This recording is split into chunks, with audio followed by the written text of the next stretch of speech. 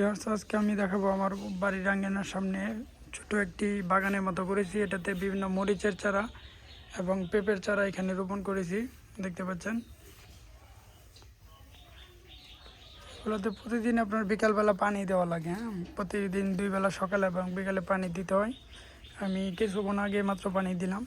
দেখতে পাচ্ছেন গাছের গঠনগুলো খুব সুন্দর হয়েছে।